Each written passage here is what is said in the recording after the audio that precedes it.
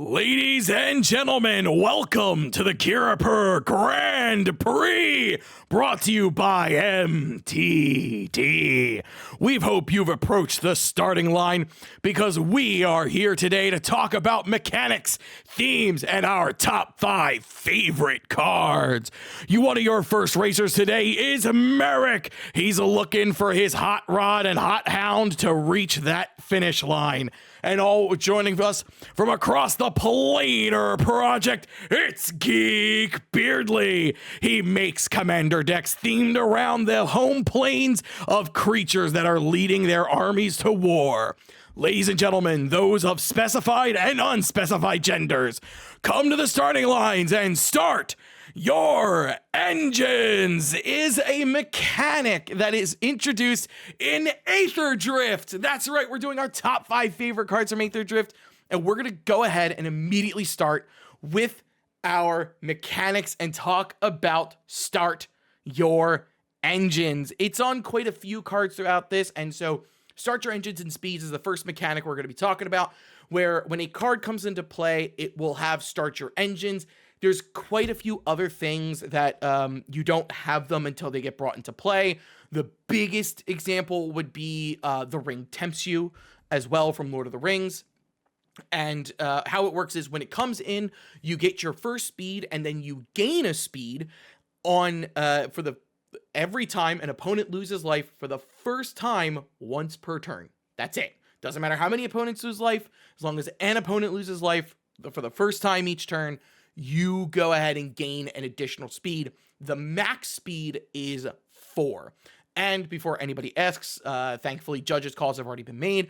If you start your engines on a turn and then immediately make the opponent lose life during that same turn, you will gain an additional speed and move up to 2 speed. So the soonest you can see yourself getting max speed would be like turn 3, which could still be very impressive because there are a bunch of different things that offer start your speed. The one I'll put up here that I think that is the most exciting is Vishkar Raceway, and it is a land that says start your engines, explains the start your engines mechanic, and then has tap at a colorless. But then you can also, if you have max speed, and max speed is always 4, so once you have 4, you have max speed for the rest of the game. It has tap, target creature gains haste until end of turn. And honestly, that's a pretty strong land already. The ability to just grant haste for playing the game is pretty solid. This thing could, I'm thinking because like in standard right now, since Shannon unfortunately did not join us for this episode, you could play this, tap it for a colorless. So you could play this, start your engines, you'll get 1.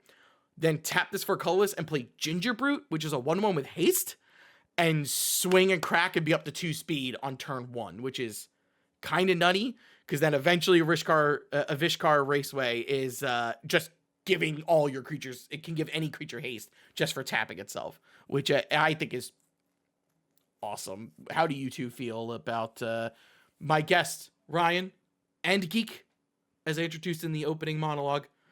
I'm so sorry about that. Ryan, Geek, how do you two feel about start your engines and speed? The first, I think it's cool. It's fine. We already have City's Blessing. We got stuff. I have the problem of most of these things is they're not really easy to interact with once the opponent has it all. But at the same, it's fine. But it is another thing to track. So there's that one, silver bordered commander that if you've got all the things you can win, they should, put this on there too. But no, I think it's fine. It's works for the thing. It allows you to, like, for example, it gives you Hazoret, like 2 mana big creature, but you have to jump through a few hoops to get the really powerful effect, it's fine. Yeah, not bad. What about you, Ryan? Honestly, I'm indifferent. The mechanic doesn't necessarily interest me, but it doesn't also disinterest me in that regards. Is it like, obviously they're going to come up with something unique to the set and everything, and I think they with what they had available to them, they definitely did something that was good and flavor wise matches what's going on in the set here. So again, indifferent on it. There are probably certain cards I'll include from the sets in like decks if they fit the criteria, but even then, I could take it or leave it. I'm in the same boat as Geek. I hate mechanics that are uninteractable, because they just feel so annoying.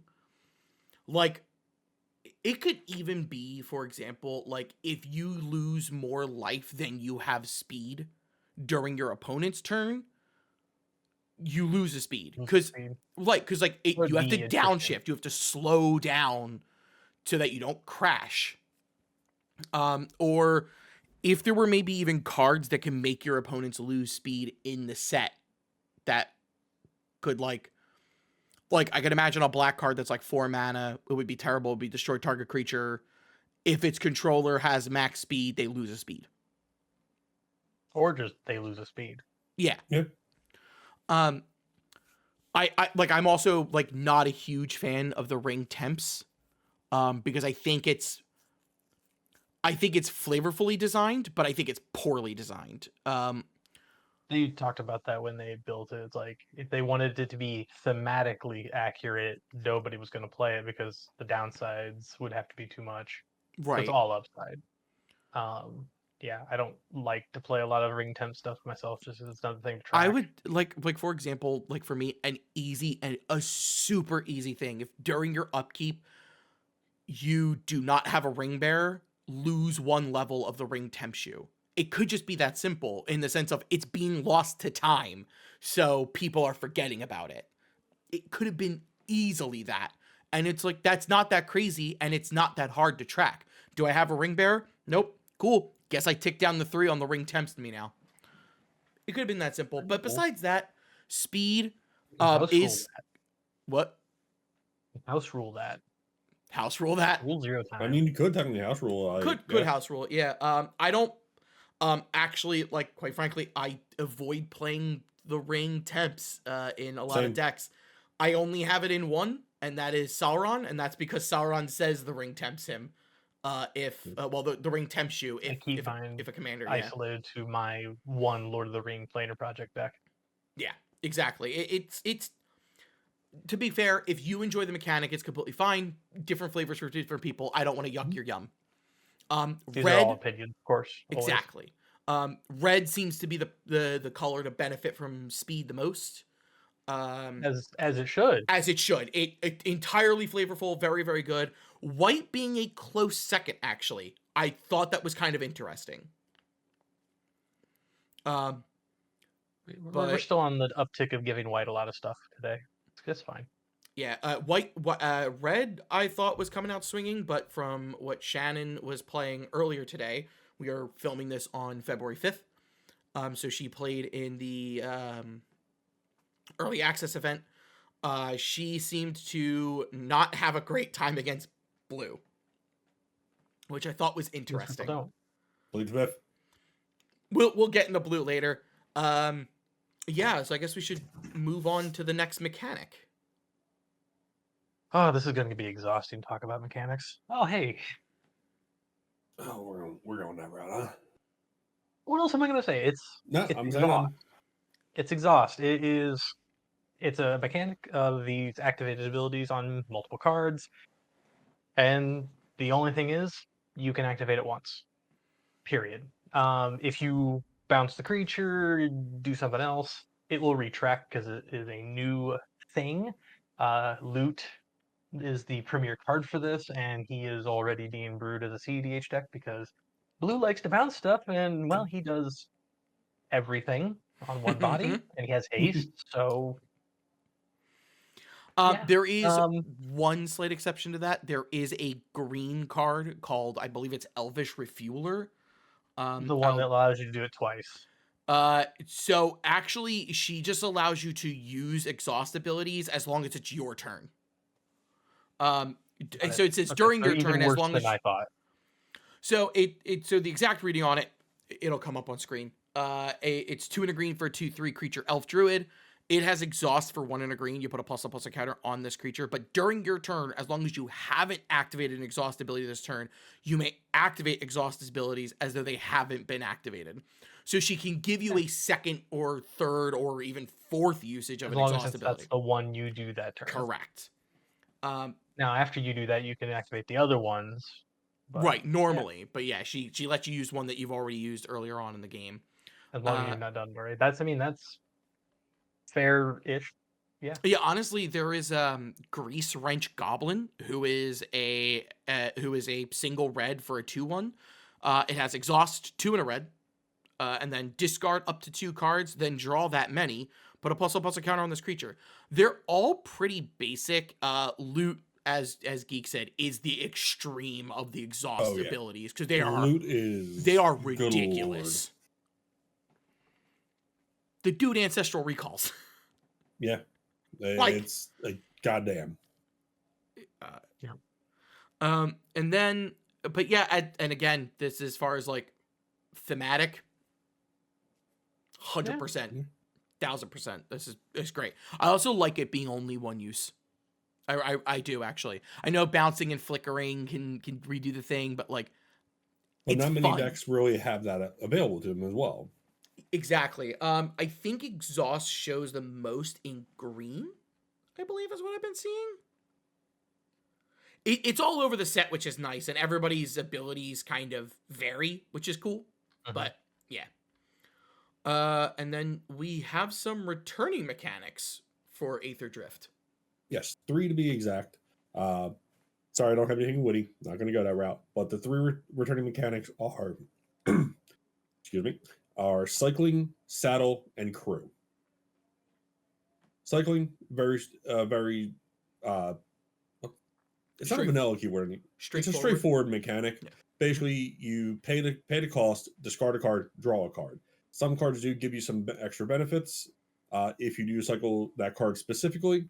Others are just simply that discard the card or pay the cost, discard the card, draw a card. That's it. Basri, tomorrow's champion, has got an extra cycling ability on him. Yes, which I need to pick him up. Yeah, rules, by the way, I thought this was interesting. When a card has got a cycling and a cycling trigger, the cycling trigger will always resolve before the cycling ability itself, which I think is interesting. It does add up to some things of like, well, let's say, for example, Ryan, I know, wants to put Basri in his Gavi deck because Gavi makes cat dinosaurs. So it's actually, and his abilities when you cycle him, catch, you control, gain hexproof, and indestructible. Hilariously enough, because that puts an extra ability on the stack, let's say that that the opponent plays a Cyclonic Rift, and Ryan wants to try to draw a counter spell. If he cycles Basri, it puts another trigger on the stack, so somebody else could respond to it. So that person could go, I don't want you to take the chance. I'm going to pay 7, and here's route at instant speed, destroy the whole board anyway. And then it's one of those things where you sit there and you go, my own cycling ability thwarted me. I don't even get to draw the card to see if I got the counter spell. I just think that's very funny. And then Ryan, what are crew and saddle? Because they're effectively the same thing. They are basically the same thing. Crew is the OG mechanic that has been around in a lot of sets. Like first I can go back from when I started playing Magic. I know it goes probably even further back, but Guilds of Ravnica, there was the one vehicle card, Parhelion 2, had crew, I believe, 6. Basically, crew and saddle, what they are is you tap any number of creatures to equal the cost of either the crew or the saddle to activate the ability. Crew, basically you will only see crew on artifact creatures, and then once they're crewed, they're a creature, you can swing with them and everything, but after at the end of the turn, they go back to normal. Can't block, unless you recrew them with something else. Saddle works a little bit differently. It can only be activated as a sorcery, and it does still function like how crew does, but sometimes with creatures that have saddle, they have, just like how with cycling, they have different abilities. Like I have one in front of me here, which is Brightfield Mustang. It has saddle 1, so you need to tap creatures with power equal to 1 to count a card as saddled, and then whenever this creature attacks while it is saddled, you put a 1/1 counter on it, and it gets untapped as well. So Saddle is the newer mechanic that got recently introduced in Outlaws of Thunder Junction. It's kind of not replacing crew, because crew is still a common mechanic we see, but it is another alternative aside from that. It's just a more toned down, I believe, honestly. It's easier. I feel when I look at crew costs and I look at saddle costs, majority of the time, the saddle cost is much cheaper than the crew cost. And yeah, it's saddle showing up a ton in white and green, which actually works out quite well because white green saddle was actually the archetype in OTJ where we last saw saddle. Besides cards here and there. Saddle and crew is great. This is actually going to be awesome for the pilot format. I'm really, really excited to play that deck. I, for example, am doing Bill the Pony and Fortune Loyal Steed. I still have not built a deck for that one yet. Yeah, Loyal I Steed. really should. New pilot combinations from this set. Yes, there are a ton of pilot combinations. So I'm very, very excited to see that. You also should pay attention to pilots because pilots, as a creature type, they do crew, vehicles, and saddle creatures easier. I don't know if that has been retroactively stated for previous pilots. Because like Shurokai creates pilots off of its activated ability, and those do just vehicles, but saddle wasn't a thing. Pilots now crew and saddle as though their power was too higher. So I don't know if that's retroactive. It could be quite interesting if it is, but yeah. So those are the mechanics of this set. Quite a bit going on. Everything seems to be on theme. So the question is, themes. How do we feel the themes of Aetherdrift came out? And I think that it was great. I think they nailed it. Theme wise, yeah. I honestly, I really did like the fact that like it didn't just go on one plane; it was over different planes. It honestly for me, it just increased my drive to want to go to Moraganda. I want to go to Moraganda. I see what you did there. Mm. Geek sounds like he's not. That actually goes into the part 2 of that question of, out of the planes and people that were introduced into here, what do you want to see more of? So Ryan says Muraganda. Geek? I love Avishkar. I would like seeing more of that. Amonkhet's cool. I like that they're showing that Amonkhet has been in upheaval and changing. Same thing with Avishkar. I don't always like when they are splitting sets among planes, considering how I like to build my decks. On the other hand, these kind of sets do allow us to get a little bit of snippets of story of what's happening in our favorite planes from time to time without an actual like, hey, let's go just here. So we get to see some stuff from Avishkar and Amonkhet. Things are changing and different and interesting. So I like those things about it. And actually, when they announced this set, I was very it was on the heels of the Phyrexian invasion and Omen Pass. I was kind of like, bleh. But, I think they've done well with this. It's turned me around on at least this part. This ability of storytelling is nice and works even with my version of stuff. We also have a reason for certain characters to pop up out of nowhere instead of the last few sets of random hats. Oh, True. yeah. I had a real hard time with Thunder Junction. I guess. Yeah, that was. We're not going to talk about that. That's not this video. I guess I'm the only person who's different. I actually really would love an expansion on Alacria, which is the white green racing team. Is the Alacrian Quick Beasts. They're the people who have all the saddling stuff. I would love to see that. I would also love to see the Guide Light, the Voyagers. I absolutely want to see the robot team. I want to see their home world. I love blue-white artifacts. I don't know why. It's just my thing. I have my theories. Why I like blue-white artifacts? Not mainly because of Belisarius Call. However, but yeah, I like they introduced those teams, and I went, No, I want more. No, give me more. I was Ah, surprised how much I liked them. I normally am not a big fan of blue white of any flavor. I mean, fair. So I of course gravitated to the goblins because they are hilarious in this set.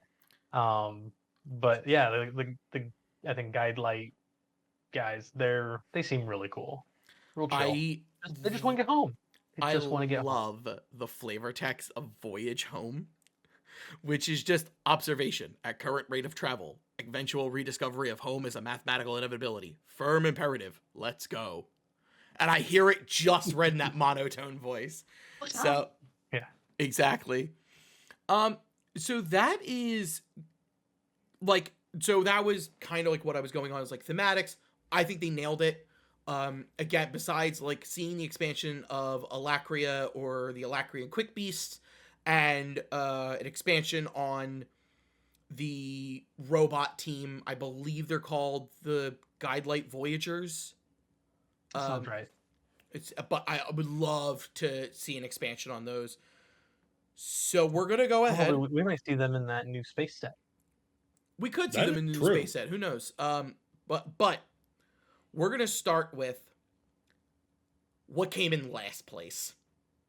The thing we were most disappointed by in either the cards, the themes, or the story.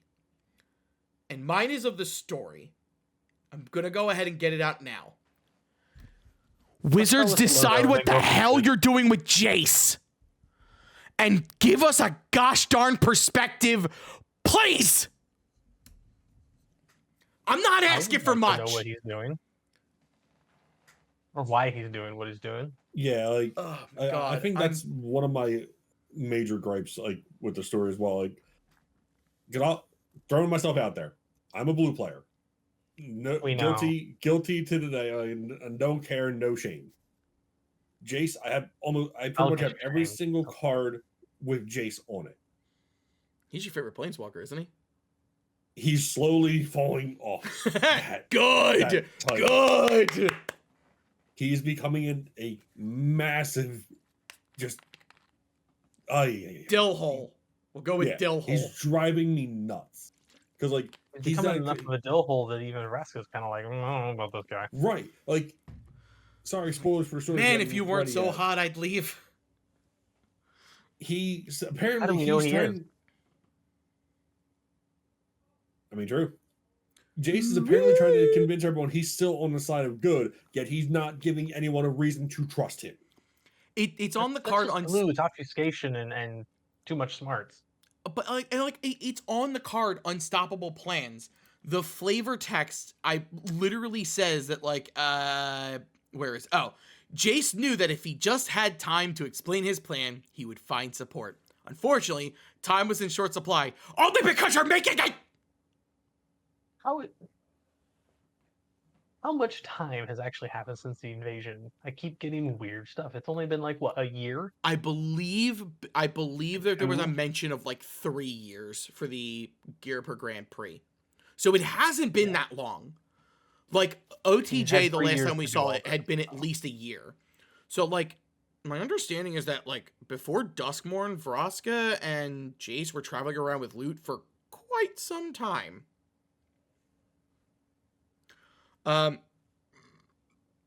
What's another fail here? That I wasn't. Oh, story-wise, the fact that Elspeth just showed up. That's not a problem. We like Elspeth. It's the fact that she showed up, explained that there was a problem, and then GTFO'd. Wasn't she fighting a dragon? She did absolutely fight a dragon. She showed up. She set up the stakes of the arc, and then she fucks off because her bugs off. Sorry about that. That's fine. She's Superwoman, which is fine with me because she's awesome. And judging from how she leaves, she still has her spark, which is quite interesting. Yeah. So I'm an archangel. I have a giant sword, and I have a spark. Whee! I mean, yeah. Yeah, but so we and anybody else have a different last place than Jace? Because let's be real, that was all my anger, and I'm so sorry. Yeah, my only disappointment really with the set was kind of like the overall story and setting was great. It was fine. It was good. I liked the snippets of news from the planes and developments, but the foreground story of Loot and Jace and Vraska and everybody just Yeah.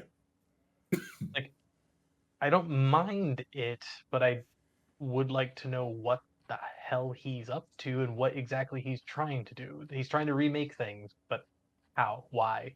Why particularly? Is there something wrong with the universe? Apparently he thinks so. What is it? Please tell us so we can either sympathize or think he's insane. Because right now I'm just going with insane. Yeah. Because Like, he's a mind mage. He's already crazy enough. But that's storytelling wise. I mean, true. Other than that, actually, I was just like I said, I was much more impressed by the set than I thought it was going to be. I was gonna like Yeah. gloss over it, but no, I was like, cool, this is good. No, I can agree with that 100%. No, no, no. This is a personal gripe. Actually, I have one last thing. I was hoping. This is me as a person. I was hoping for another Wooburg commander potential, uh, because I wanted to. If there was a Wooburg commander that was available, I was absolutely grabbing that card and building a deck and calling it the Mach 5.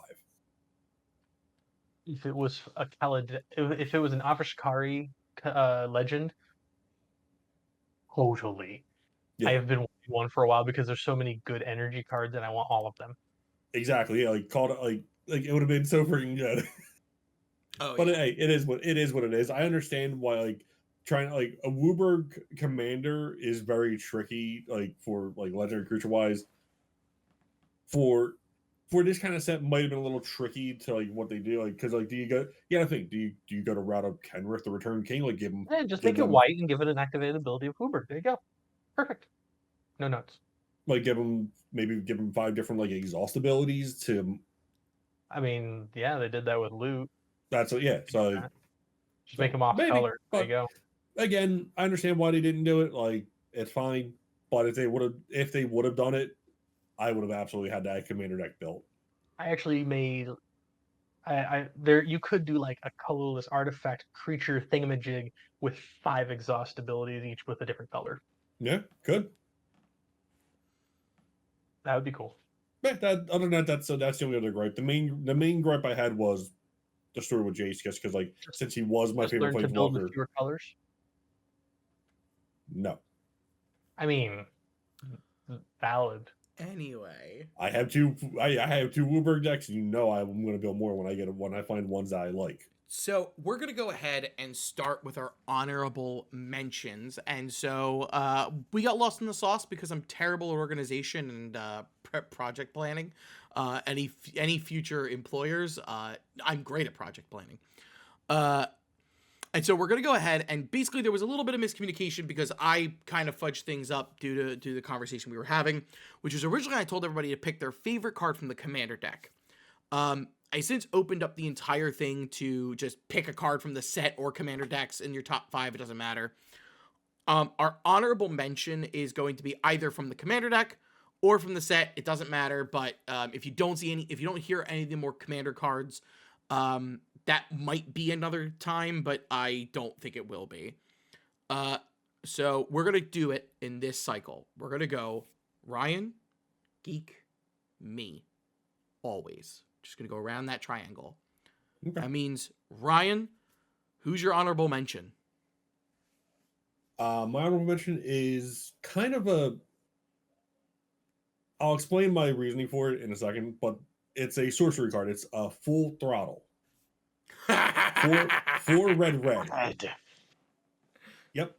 So at this main phase, there are 2 additional combat phases. At the beginning of each combat, this turn, untap all creatures that attack this turn.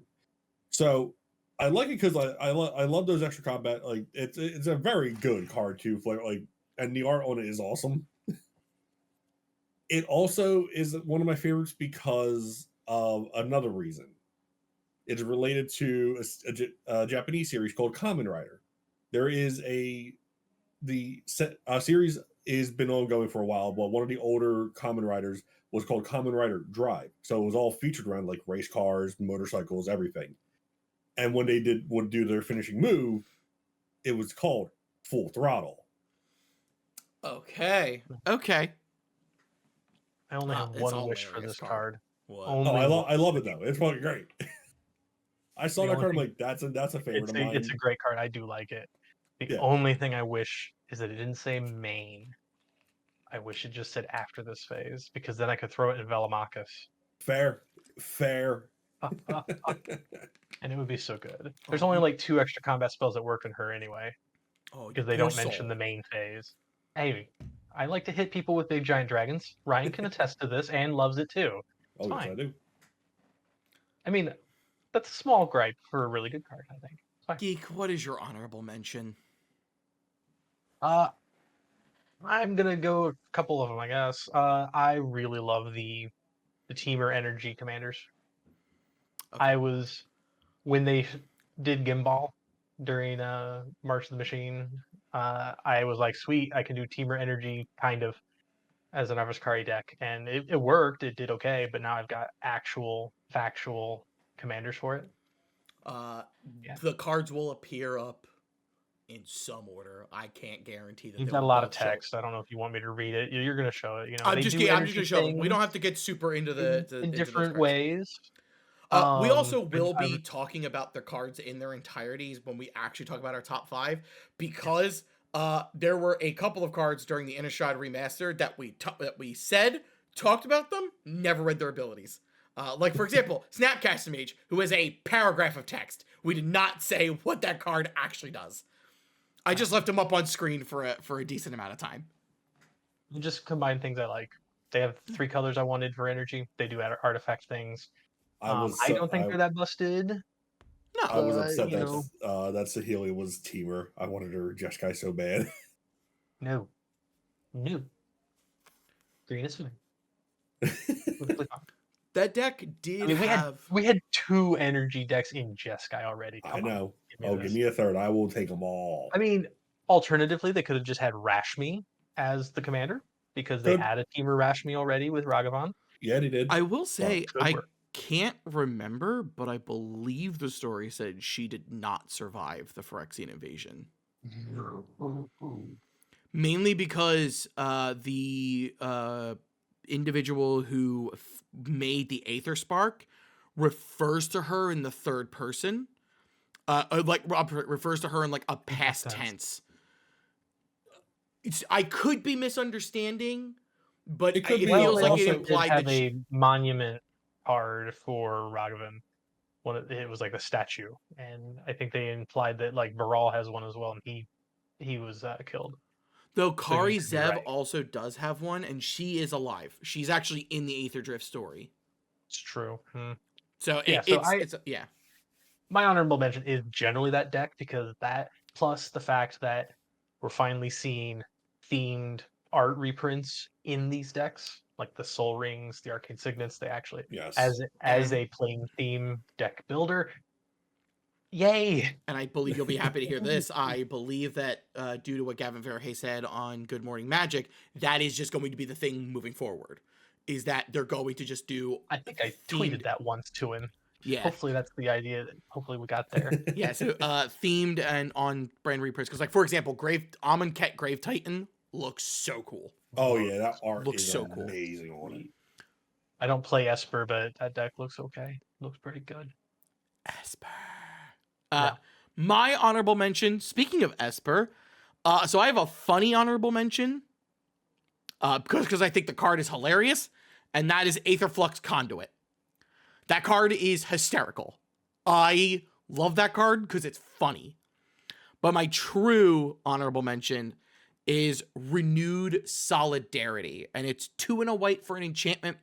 As it enters the battlefield, you choose a creature type. Creatures of the chosen type get +1/+0. And at the beginning of each end step, create a token that is a copy of a token of that creature type until end of turn. I'm doing that from memory. I'm going to actually look up the card like a smart person real quick. The token has to have entered that turn, I believe is what it is. Yes. At the beginning of your end step, for each token you control of the chosen type that entered this turn, create a token that's a copy of it. I need a copy, definitely for Griffins, because this card is hilarious with that deck. Yeah. You need all the help you can get. It is Griffins we're talking about. Hey. But happens. Honestly, I think it's just a great card for Kindred decks because it's just cool. It's just cool. No, I agree. But that takes us out of our honorable mentions and into our number 5. So it's funny that you mentioned mono white, because my number 5 is a mono white card. And we already mentioned him. It's Basri, tomorrow's champion. Hey, it's Basri! So Basri, tomorrow's champion, single white. Sorry, getting over a cold, so it's fighting back. How dare you? But it's a single white for a 2/1 legendary creature human knight that has pale white, tap, exert Basri, create a 1/1 white cat creature token with lifelink, or you can cycle him for 2 and a white, and when you do cycle Basri, the cats would become indestructible and hexproof until end of turn. Exert shows up on I think 4 or 5 cards in this set, so that's why we didn't really fully talk about it. Yeah, exert basically is when you pay the exert cost and tap the creature down, it does not untap on your next untap step. It stays tapped for 2 turns. Yeah, but honestly, a 1 mana legendary that can make tokens, And it's a 2/1. not bad. Not bad. It'd be interesting to see how people build that as a commander. Because I don't think you can exert more than once a turn. Correct. When you exert the creature, it's usually a tap ability too. White has plenty of ways to untap, which is why I was asking that. Oh, true. I mean, yeah, we'll have to look it up. Yeah. Yeah, Basri Just give it vigilance, and there you go. I need. Yeah, that's also true. But I need at least 2 copies because I have Gavi, who would love to have more cats be made, and then I also have a Kindred cat deck. Surprise! My name on Blue Sky is Merrick, Kindred Specialist. We all have our deck building quirks. I just love Kindred. Mine is just being quirky. Geek, number 5. Number 5 is, it's going to be surprising to you, it's Waxen's Shape Thief. It is a blue clone. It's 3 and a blue for a 0/0 shapeshifter with flash. You may have this creature enter as a copy of an artifact or creature you control. It does have cycling 2, which is interesting. It's my 5 because I love clones. I love clone decks. I don't like stealing people's stuff, but I like copying their stuff. And normally, I know it's something I control, but I have a Essex deck where I copy everybody else's stuff and then I copy my copies. And I just like seeing the variations of clones that they keep doing. They had Mockingbird and Bloomburrow and things like that. So love seeing another one. And they're always 4 mana. And yeah.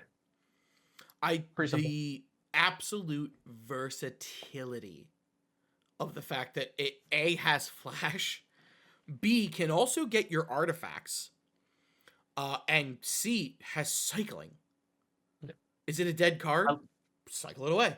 The other reason I love clone decks is mine's a dedicated one. It has no counter spells or anything like that. If the pod is strong, it's a strong deck. If the pod is weak, it's a weak deck. Yeah. I.e., don't go up against my Tazri D&D deck. I copy your commander 10 times because it's the only thing worth it. So, again, I'm on my stuff. I apologize about absolutely nothing. Nothing? Yeah, because I picked another cycle at my number 5. And it's the Verge cycle. You cheater. We're going to ban you next time. Fine, I'll pick a specific one. Bleach-boned Verge. Bleach-boned Verge is a land. Comes into play untapped. You can tap and add a black, or you can tap and add a white. Activate only if you control a plains or a swamp. Of course, it's the Orzhov one. Oh yeah, white-black's my favorite color combination. Why would I not? However, the Verge cycle I actually think is really, really fun and really, really interesting. I like dual lands that have caveats. We've been seeing a lot recently, and Command Zone talks about this all the time, so we're not going to get super into it, of 3 mana rocks are starting to become the norm, but they need to be able to do something as well, where for me, I actually appreciate a dual land or a tri land that you actually have to go through a little bit more to make it work. And honestly, the Verges are not asking for a lot. No. They're I really like that not. they have a poop, but they also come in untapped. Exactly. Yeah, it's just And the hoop isn't like that you have a colorless mana. It has color. If you want the other color, you have to have a basic. And I love.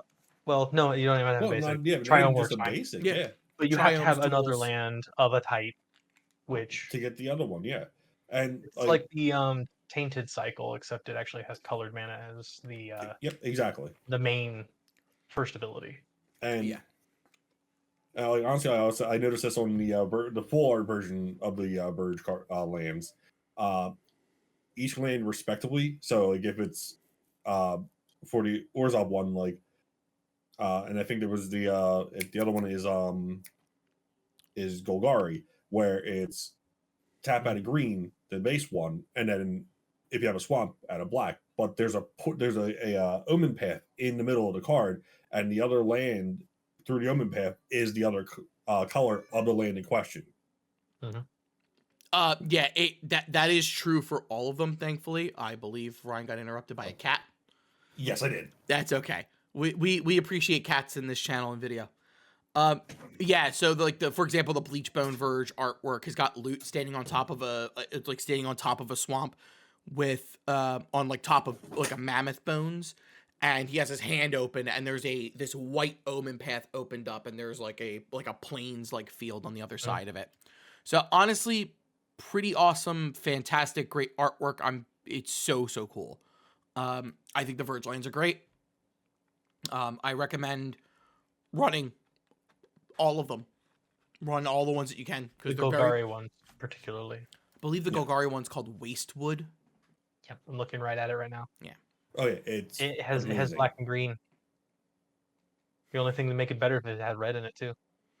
I'm waiting till we see like Triome Verges effectively. It's gonna be interesting. It would be. Like it could tap for one if you control one of the land types. It taps for another one if you control a different land type. But yeah, anyway. All right. That brings us to Number number 4. 4. For me, number 4 is Captain Howler, Sea Scourge. Okay. Yarhi matey. So, Captain Howler is 2 blue and a red for a legendary creature shark pirate. Has Ward 2, which is pay 2 life. Whenever you discard one or more cards, target creature gets +2/+0 until end of turn for each card discarded this way. Whenever that creature deals combat damage to a player this turn, you draw a card. So, works really well. The reason I like him, whenever I'm looking at favorite cards from a set and everything, because I don't really buy booster boxes anymore.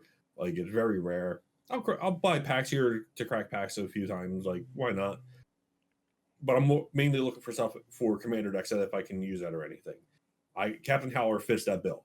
Like again, mentioning it here again, Gabi, cycling commander from Commander 2020, back from Ikoria. This deck loves this card because it can help me. Like I have an easy way to discard a card out just by paying the cycling cost, and Gabi gives me a free cycle each turn if she's on the field. So creature gets buffed +2/+0, and then whenever they get through, I get a card. I replace the card I discarded. I get more cards back. Synergy. Yeah, we like these things. Oh yeah. Yes, it's a shark pirate. Oh yeah, there was there were again artwork wise for the cards that are in this set and everything. They really did a real good job. I can't disagree. I think it's a hilarious card. It's just hey, are you a pirate? Do you want to pirate even harder? Geek, what do you got at number 4? Kind of the same vein as the clone thing. I like casting other people's things sometimes. Oh, I already know who this is. Our boy Gonti. I was like, is it the Night Minister? Yeah. 2 black for an Aetherborn Rogue, 3/4.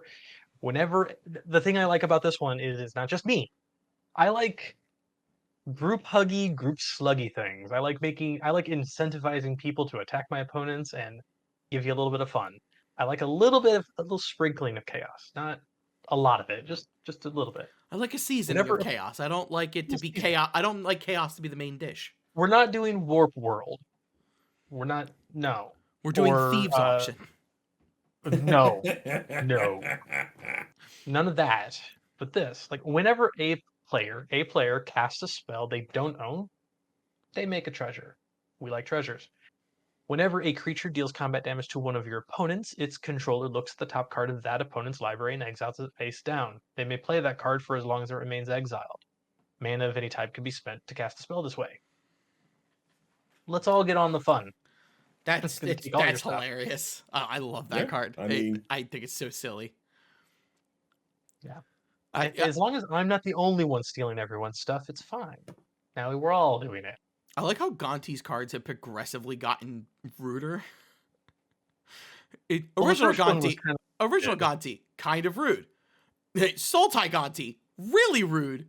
This Gonti, like rude, we're back to but the whole pack. hilarious. Plus, the borderless art is RKF. And Oh yeah. there's nothing wrong with that. So that's one of my pickups will be now. Well, now I can build a mono black groupie sluggy huggy deck with Gix and Gonti. Everyone attack everyone. Have fun. Why attack me when you have the point to attack other people? Exactly. I'll have my Jolene deck. Attack all my friends. You get Did you- treasures. Have fun. I know you've thought about violence towards me, but have you thought about wanton violence?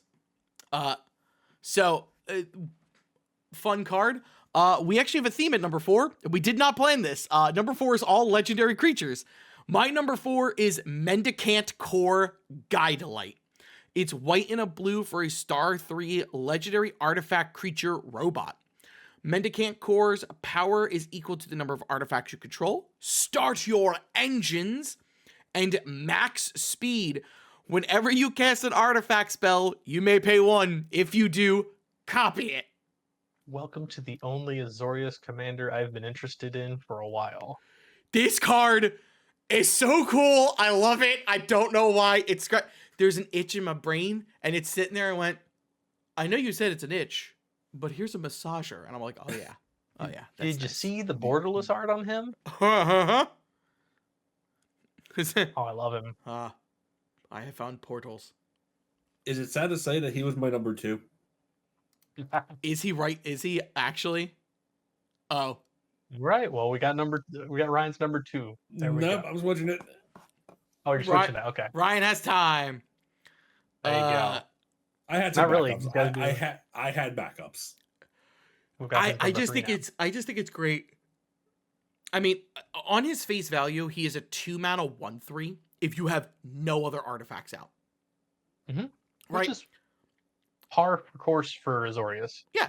And he could Very be normal. gigantic. Absolutely gigantic. I think honestly, he is not going to go in the 99 of a deck. You'd want to make him the commander. If you're playing commander, you'd make him a commander, because reaching max speed without other cards that have start your engines in it, he's going to get killed. He's going to be unalived a lot. And I mean a lot. It's only 2 mana though. Which is great. I'm still going to like- try to run him in Sometimes my I white really blue like artifacts being deck. limited in my colors too. But yeah, I just think he's so much fun. I think he's great. He scratches an itch that I just absolutely am like, yeah. It always makes me a little uncomfortable when I see an Azorius commander that I actually like. It feels a little. I do also think it's very, very funny. It's not on my list, but the vehicle for their set is a 6-mana artifact that tutors and grabs a 2-mana artifact and puts on the battlefield. That combo would have been my new pilot deck, except the fact he is a star 3. And if anybody go look up the rules for pilot, it's a great format. I love it already. The creature in the command zone, its power must equal the crew cost of the vehicle in the command zone. Since he is star 3, it doesn't work, unfortunately, Yeah. which makes it kind of sad. Although, probably could rule 0 it. Yeah, that's 'Cause also it does true. make thematic sense. Maybe something nice. Maybe. No, it's really cool. That brings us to number 3. Okay. Number 3 for me is I'm gonna probably butcher this, but I hope I got it right. It is Atchik, Emerald Radiant. Oh, the legendary bug person? Yep, the legendary insect druid. Okay. Okay. Mm. So Atchik is 3 black, black, and green for a legendary creature insect druid. When they enter, create a 1/1 green insect creature token for each artifact and/or creature card in your graveyard. And whenever another insect you control dies, put a 1/1 counter on them, and each opponent loses 1 life. This is a kindred deck beyond belief for me, And the I win love it. con right there. I will say that if we were to talk about some of the legendary creatures we were already talking about for a Commander Sealed perspective, Atchik would actually be up there. Yeah. Yeah, we're still waiting. Commander Shield, we have the dates for that. We We're have the just dates, waiting for yes. more details. So we do plan to make another tier list like we did The last year. 5-part tier list. Yeah. Because God knows how many legendary creatures Oh are yeah, gonna we don't be know in what the hell. Final Yeah, Fantasy. We got our work cut out for us this year. You know what gets It'll even be fun, worse? though. Do you want to know what gets even worse though? We have to talk about the pre-con commanders because you can 'Cause pull they can them be in play pulled. boosters. Yep. It is incredibly While the chance is unlikely. low. It is It incredibly ain't unlikely, impossible. but it ain't impossible. But Atchik's is fine. I think it's Atchik's fine. simple. Honestly, yeah, 6 mana for 3/3 is a little bit much, but as soon as an ETB, you get. If you have a bunch of stuff in your graveyard, you're gonna just. You're not going gonna play her if you don't have a bunch of stuff in your graveyard. It is also Exactly. the win con in Oh, this yeah. kind of deck. Yeah, 100%. So it needs to be 6, and you're not casting until you're ready. At least Exactly. I wouldn't. But Yeah, that'd be me. I would be like, all right, I'm ready. Play Atchik. All right, do I have a sack outlet? Cool. I'm gonna start sacking bugs and start draining people of life. Yeah, I saw when I saw this card get announced. I'm like, oh, I think I found a Golgari commander. Geek number 3 is my boy, Duretti, Rocketeer Engineer. You were very excited about this card. Yeah, it was awesome to see Duretti make a return. He's in my pilot deck already. 4 and a red for a Goblin Artificer, one of my favorite lines, creature type lines. One of my other favorite cards is Goblin Welder, which he is basically this. For a star 5, his power is equal to the greatest mana value among artifacts you control. So you kind of want to do big time artifacts. And then whenever Duretti enters or attacks, choose target artifact in your graveyard.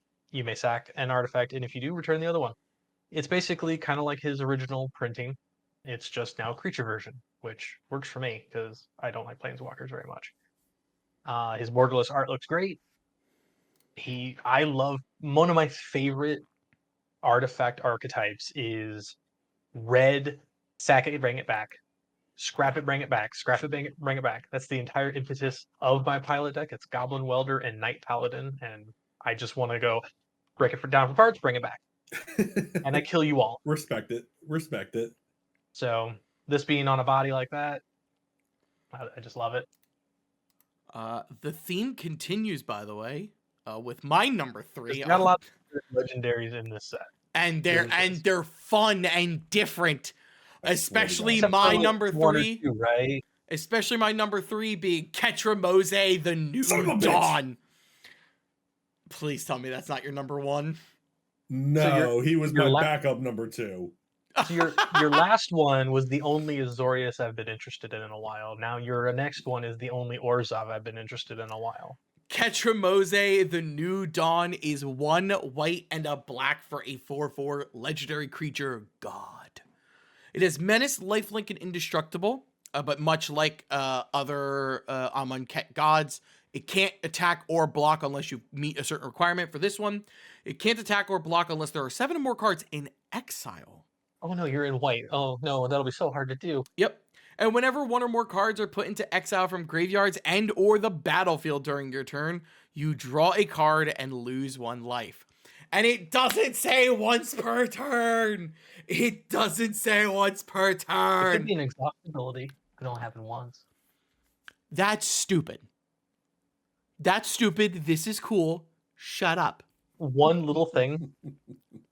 Other reason I really like Ketramose, his art shows him standing on Bolus's head, the statue head. But still, Oh, yeah, so it shout out to the does. Does it? Bolus gang out on Blue Sky. You know who you are, love you all, but yeah, Also, love that he has his mom's down with bow. Bolus.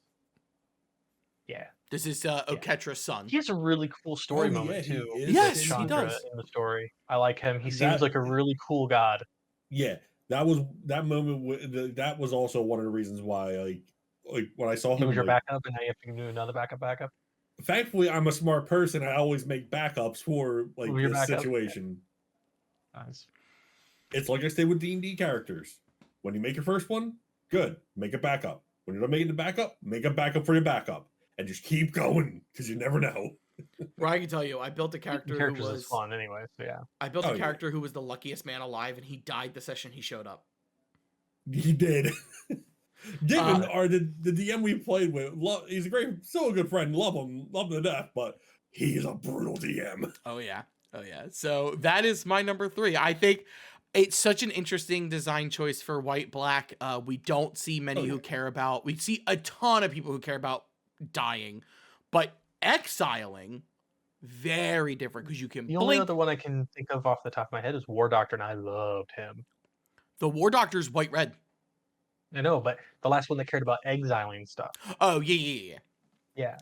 No, but This is very, very cool. I'm very excited for Ketramose. I hope we see more of him in the future. I would love to go back to Amon Cat, like seriously. Right? Like, not for this like little mini snippet we had. I would like to go back to Amon Cat. Pole position. Who is your number 2? Well, originally it was we know who it was. Then my backup, we also know who it was. Thankfully, like I said, I'm a smart person. Number 2 for me is Mu Yanling Wind Rider. Ooh, okay. 2 blue and a blue.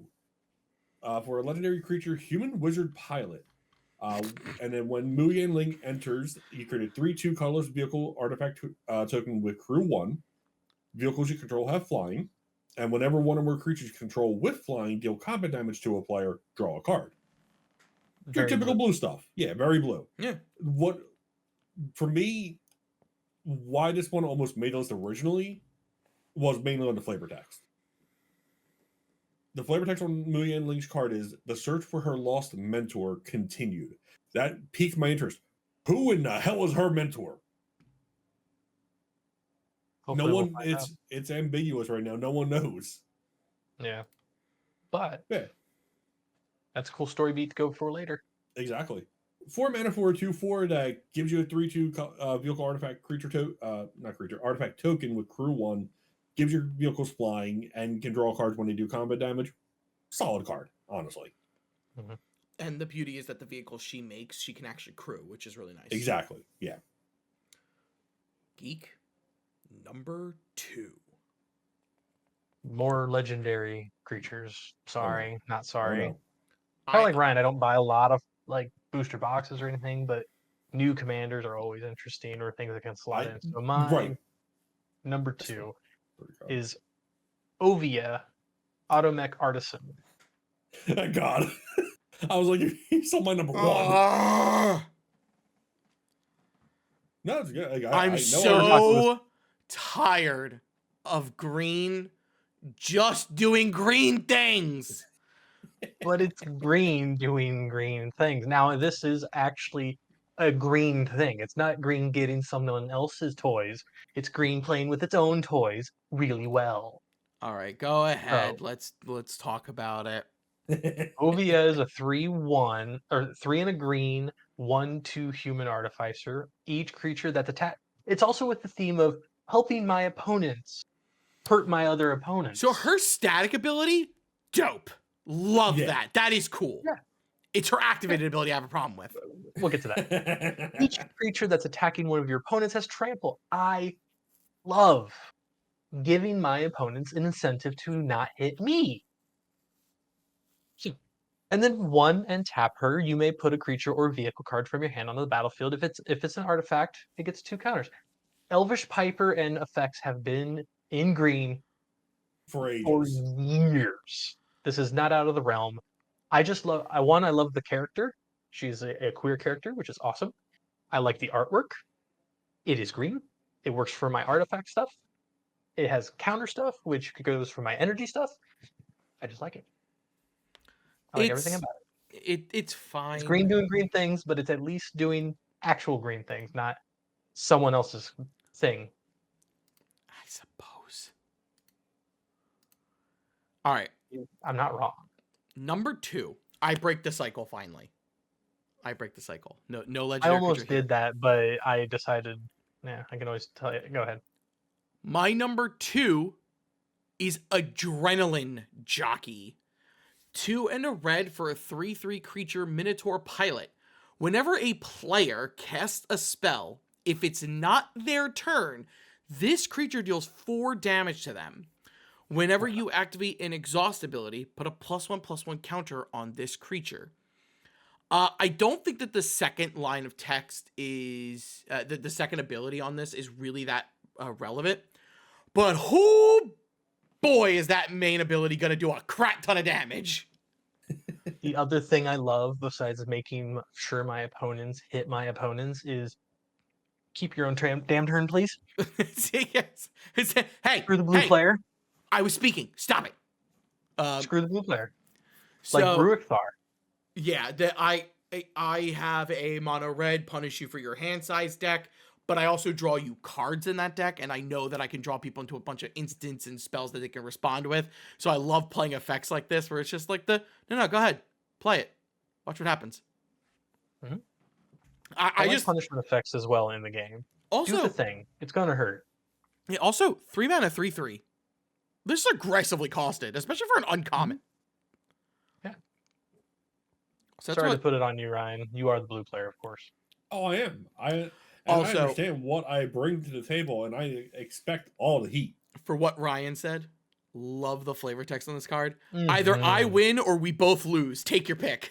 This is the reddest of red for me, and I love it. Phenomenal. That's it. Rye, we've reached the checkered flag. It's waving. The finish line has been crossed. Who's your winner? Surprisingly, Mimeoplasm Revered One. What? Okay. I don't know why. I surprised. really like this card. So Mimeoplasm is basically Sultai and X. So as it enters, as Mimeoplasm enters the battlefield, you exile up to X creature cards from your graveyard. It enters with 3 1/1 counters on it for each creature card exiled this way. And then you pay 2. Mimeoplasm becomes a copy of target creature card exiled with it, except it's 0/0 and has this ability. That's Good what we lord. call. Very Mimeoplasm. I love that we now know where it's from. We didn't know until now. That's True. We all I can say about this is rude. That is incredibly rude. Oh yeah, it is rude as hell, and I don't know why. Because Sultai is not one of my color combos I really like. I struggle to make decks with Sultai. Also, fun thing. This one interests me. Elish Norn, the Mother of Machines, shuts down the other Mimeoplasm because that has an ETB trigger. Yep. This does not. This is an as enters. As it enters, which means its ability would still go off. So what I hate shutting my opponents down and letting them do absolutely nothing. Like making it harder, sure, but shutting them down and telling them no, I generally feel bad about that kind of stuff. If it's an accident or happenstance, right? That's a different thing. It's an accident. You don't mean to. But at the end of the day, all 3 of us here can agree. Like we're just trying to have fun. Yeah. This is hilarious though. I love this, and this kind of actually goes along with your idea of like cloning, where it's just like it's an after clone. Yeah. So for me, it was literally this close for 2 cards for my number 1, which was Mimeoplasm, and then the new red black Gearhulk. Gearhulks were pretty good. I almost decided as the cycle to be. Yeah, the Gearhulks. Yeah. But yeah, Mimeoplasm like Mimeoplasm. Scruffy induced to a cycle. Mimeoplasm insted out just barely, but Listen here, you. I'm listening. No, geek. He's talking to me. Geek, Oh, I know who he was talking to. you put the pedal to the metal, and your first place winner is. We're gonna go with a goblin theme here. It's Redshift, Rocketeer Chief. Hey, Uh, I'm here for it. Both artworks. I love both artworks. But it's a Gruul for a 2/3 goblin pilot with vigilance. don't Tap normally him. see vigilance in red green. Sorry, No, continue. not No, usually. you don't. Tap, add X mana of any one color, where X is Redshift's power. Spend this mana only to activate abilities. Which is pretty cool. I like a good mana. Oh, dork. yeah. It's also a goblin. And then Exhaust, 10 and red and green. Put any number of permanent cards from your hand onto the battlefield. Put the pedal to Yo! the metal, guys, and don't stop! And the reason he's number one Meow. is this set is the pilot set for me, and he and his actual vehicle, the Boommobile, he can be the commander of this deck. It synergizes Oh, with him. that's freaking hilarious. Yep, That because with exhaustibility is Is so ridiculous. stupid. I love it. and then the If a Boommobile person has would be able to pull, X2 in red and puts counters on the creature, yeah, increases his power. And there we go. if someone successfully pulls this off against me, I will not be angry. I'll be like, I will be damn impressed. It makes me want to build a Primal Surge deck in Pilot I can understand that, for unfortunately. funsies. Yeah, both Yeah. artworks give incredible goblin energy. Oh yeah. Glory to the Boom God. Oh yeah, no, the floor for Redshift, I see him, I'm like, oh god, it's gremlins. I don't always like goblins, but when I like goblins, I really like goblins. Oh yeah, no, and it's usually our artifact both are goblins. phenomenal. Like regular old goblins, whatever. But when they are tinkering with stuff and being general menaces, You're like, yes, gimme. Give me we're all more. about So- it. Especially in Ezit. We finally crossed the finish line. We got there. The checkered flag is waving. And who do I have crossing the finish line? I wish Geek would bite me. It's another cycle. It's the Gear Hulk cycle. Because they're all really friggin' good. They're good. They are all There- really there's good. there's That no was this disagreement. close. However, I thought about making them my number 5 just to get them out of the way. However, to narrow it down, I do have a preferred one. And my preferred is actually the one Ryan's mentioned, which is Colstoke Gear Hulk. Who is 1 black, red for a 5/4 artifact creature construct with Menace and Death Touch. When this creature enters, put target creature card with mana value 4 or less from a graveyard onto the battlefield under your control with a finality counter on it. That creature gains Menace, Death Touch, and Haste. At the beginning of your next end step, exile that creature. Love artifacts. Love crazy things. Oh my It's god, good. this scratches every This itch. cycle makes me want to have a 5-color Avishkar commander Yeah. just so I can have Like them all. these Gear Hulks are really good. Like honestly, it makes me quite curious to see if they would do the other 5 color combos. They should. They absolutely should. If they do go back to Avishkar as a full set, not just the mini set, that's not even technically a mini set, but you know what I mean, the setting fully is the divided set where it was going over different planes. If it was a true just Avishkar set, and we got the other color combo Gear Hulks, I would love to see what they come up with. I know the only thing for me is I hate when they do things like this only because there is no real other place to put a Gear Hulk besides Avishkar, which means it could be a while till we see the completed side of the set. Unfortunately. I will say that while Colstoke Gear Hulk is easily my favorite, I do not think it's the most powerful. I do believe 100% it is Riptide Gear Hulk, which is the blue-white one, which is it's 1 white, blue for a 2/5 with double strike, prowess, and when it enters, for each opponent, bounce a non-land permanent into their library 3rd from the top. It is such an aggressive card for white-blue. That's a lot for 5 mana in It's white so blue. aggressive. It's mean. like it's a Like, that's better than 2/5. an exile, in my opinion. Like, it's just gone for. Well, it's gone for a couple turns, but oh man, Yeah, You so know, like it's mean. Like, yeah, there ain't no all the arguing Gear that. Hulks are good. If I had to rank them, I think the blue black is the weakest. I think it's blue black, red green, black red, white green, white blue. Because the white green one tutors up 2 things for 4 mana Yeah. on a 4/4 with trample and first strike, which is insane. The entire Gear Hulk cycle, I love quirky, crazy cards that are weird, that have caveats to them. You are not going to see these in monocolored decks. You can't. Yeah. So, being the fact that you have that restriction of 2 and you need double color of both pips makes these harder to cast, makes them a much more interesting design to me. I mean, I play red artifact rototiller. I'm just gonna put it in for my graveyard. It's fine. That's fine, but at least like I'm not going to see Colstoke Gear Hulk in every single red deck or every single black deck. It's true. I might see it in every single red black deck. However, I have a Pretty red good black try. artifacts deck. I need I 7 sh- copies for that deck. I did. So my pilot deck is mono. Like I said, mono red. It's Goblin Welder, Knight Paladin. I did make a 20 card conversion for it to make it a commander deck because pilot you have to have an 80 card deck. And makes it an Imskir deck.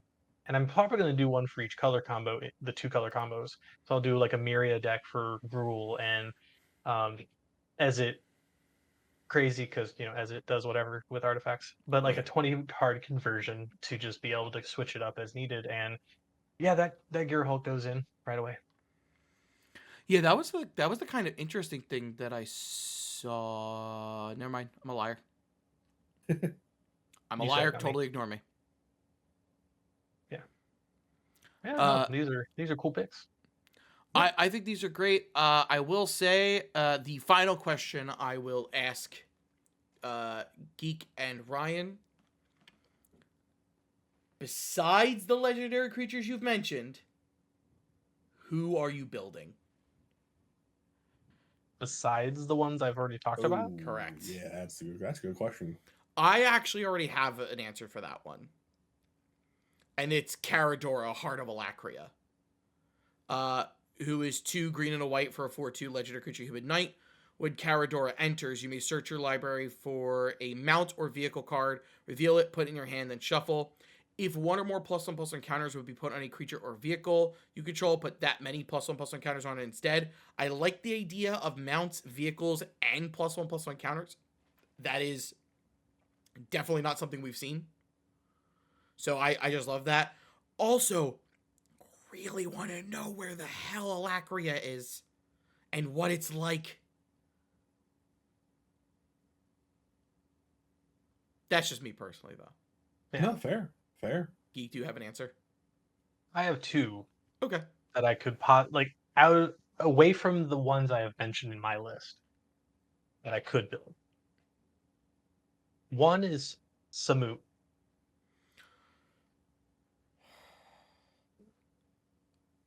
As an artifact deck.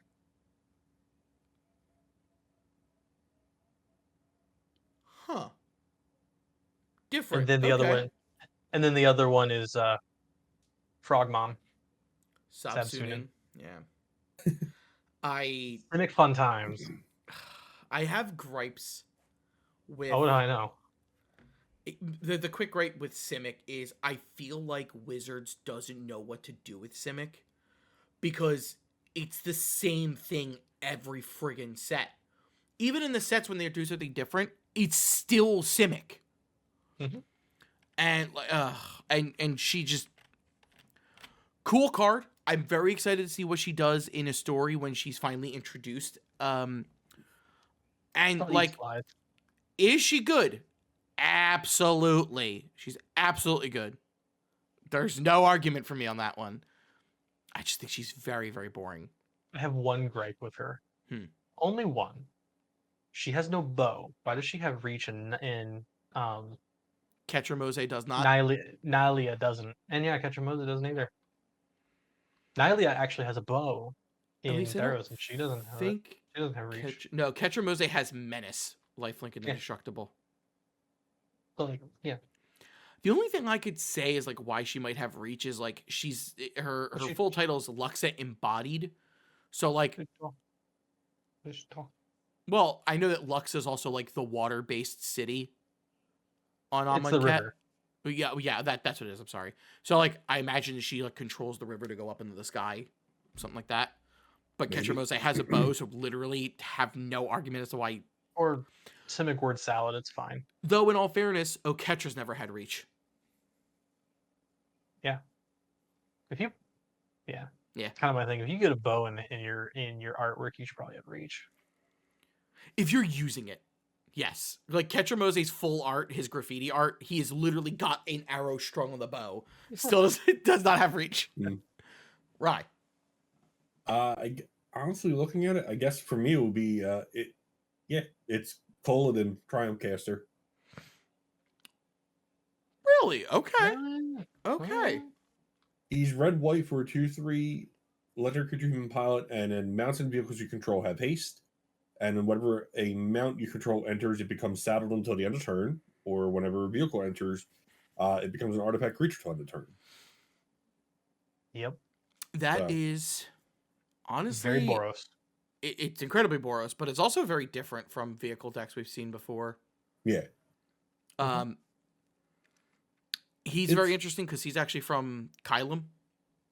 Story-wise, he's from where Battle Bond took place. I really wish he was an Avishkari card. Oh yeah, because it'd be much easier to build him. Yeah. And it flavor text. Have T'Pala in the deck Stay and in everything. formation. We win this together or not at all. Good job on the flavor It's a text team. It's a very red-white flavor text. Oh yeah. Oh, absolutely. Oh yeah. Ooh, actually, I forgot. I had a third one. We're not going to put it up on screen, but we can talk about it real quick. Speed Demon. Just the Speed Demon? Fine. Yeah, that's fair. Now, with that, you might be asking the question why we're going to talk about cards like Unstoppable Plans, Radiant Lotus, which are arguably two of the strongest cards in the set. We don't talk about the strongest cards in the set. We talk about our favorite cards here. Yes, Radiant Lotus is incredibly powerful. It is very, very strong. Yeah, I play treasure decks. I need it. It's so yeah. strong. It's so strong. I guess that would be the only thing that we can mention as our last bit of information is as we're getting closer and closer to finishing out cycles and things like that, does a card like Radiant Lotus make you worry at all? That just because it has the word Lotus in it, it's gotta be super powerful. To which to answer the question, a little bit. It doesn't worry me that much. It 'cause, doesn't. Lotus has that's a thing. They've done that. Lotuses are just powerful. Right. You look at Timeless Lotus. That one gives you Wooburg when you tap it, but it doesn't come in. It comes in tapped on the first turn. You don't even get it unless you have a way to untap it. It's restricted. Yeah, I mean, I associate. There's two artifact types I always associate with Norn: Lotus and Mox. If they're not powerful, I'm shocked that they're not. Yeah, but Radiant Lotus is incredibly powerful. We don't need to talk about the card. I'm not even going to put up on screen. Look that one up. Yeah, it's like even one of the cards in my top 5. I actually cut from because I think it is one of the powerful cards, and I think people will agree with me on this. It's the Marshal the World Ooze. Like that card's just disgusting. Good card. Yeah. Card I is really strong. like what was that card? It was a red one. Like it's not like super powerful, but I just like that they finally did it. It's Count on Luck. Red for an enchantment that just says at the beginning of your upkeep, exile a top card of your library. You may play this card this turn. It's like Outpost Siege, but it's just the thing you know you're gonna choose. The No one ever flavor, chooses dragons. the flavor text on that card is actually the last lines of I think it's the 5th chapter. The 5th story. Yep. Yeah. Which is nuts to think about. So, with that, this has been our top 5 favorite cards, each from realistically, these have been our top 35 favorite cards from Aetherdrift. We've crossed the finish line. We've reached the end. That's right. You still looted the rooms.